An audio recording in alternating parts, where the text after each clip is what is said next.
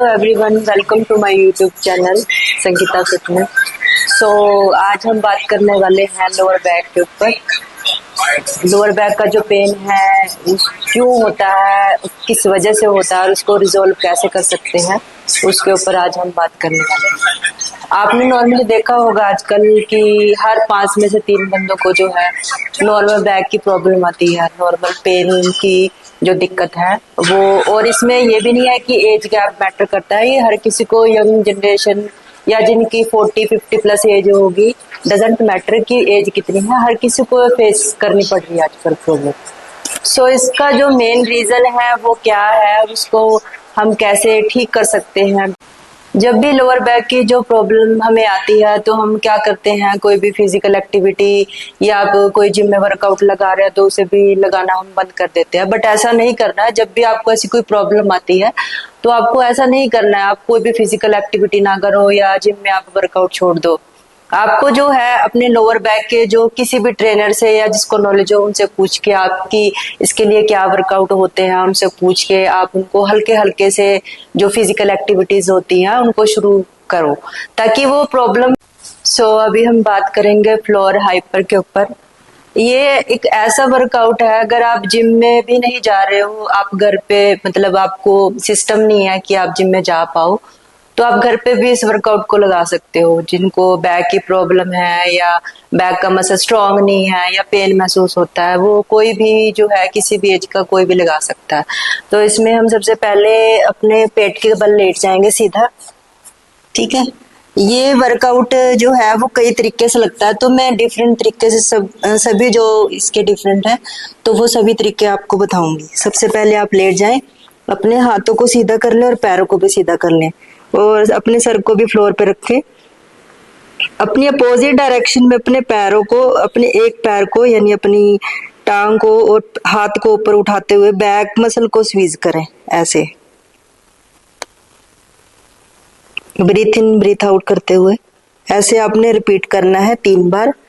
और ऐसे ही फिर अपोजिट डायरेक्शन में अपने पैर को, अपनी थाई को और अपने हाथ को ऊपर बैक, लोअर बैक के मसल को स्वीज करना है।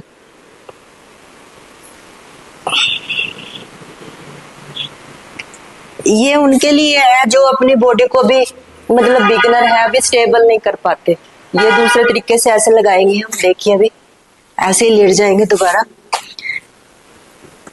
सिर्फ अपनी यहाँ पे सिर्फ अपनी अपर बॉडी को उठाना है, बैक मसल को स्वीज करना है, लोअर बैक को। ब्रीथ इन ब्रीथ आउट।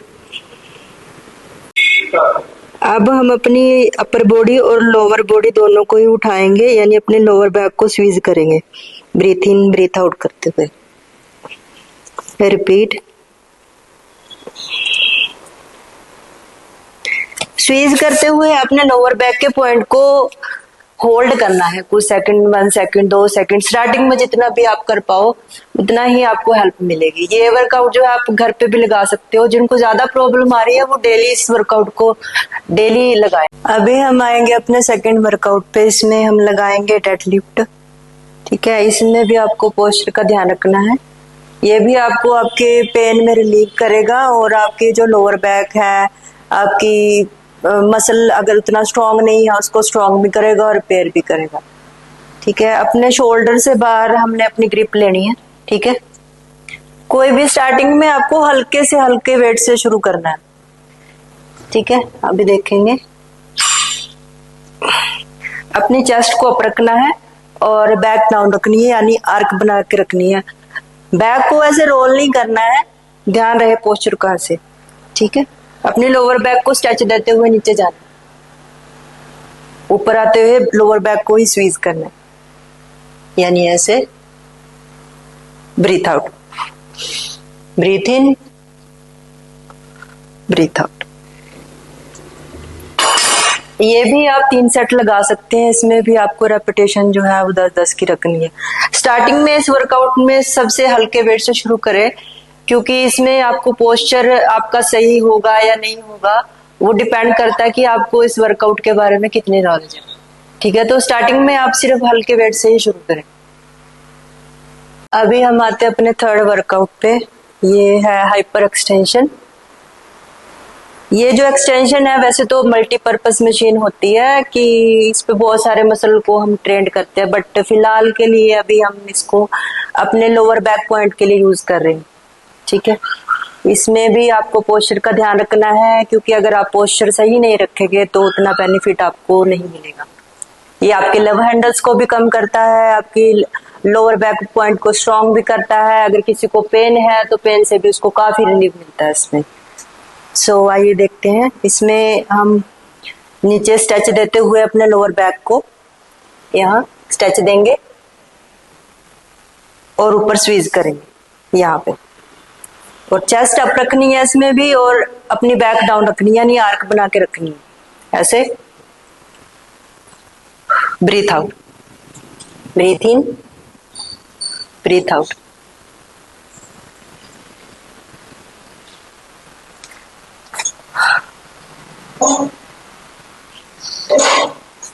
सो ये 3 वर्कआउट जो है वो हम यूज कर सकते हैं जिसको बैक प्रॉब्लम है, बैक में लोअर बैक में पेन होता है, या किसी का लोअर बैक जो है वो स्ट्रॉन्ग नहीं है, उसको भी इसमें हेल्प मिलेगी।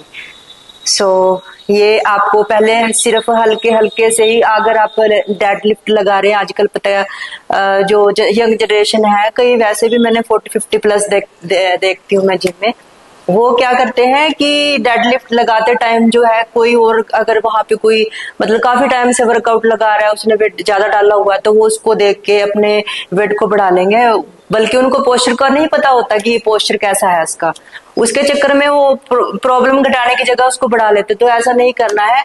कोई भी वर्कआउट है जो आपको धीरे धीरे सीखना है, यानी बेसिक से हल्के हल्के वेट से शुरू करना है, ताकि आपकी प्रॉब्लम बढ़े ना घटे, और उसके आपको पूरे बेनिफिट तभी मिलेंगे जब आपको पोस्चर जो है वो सही हो।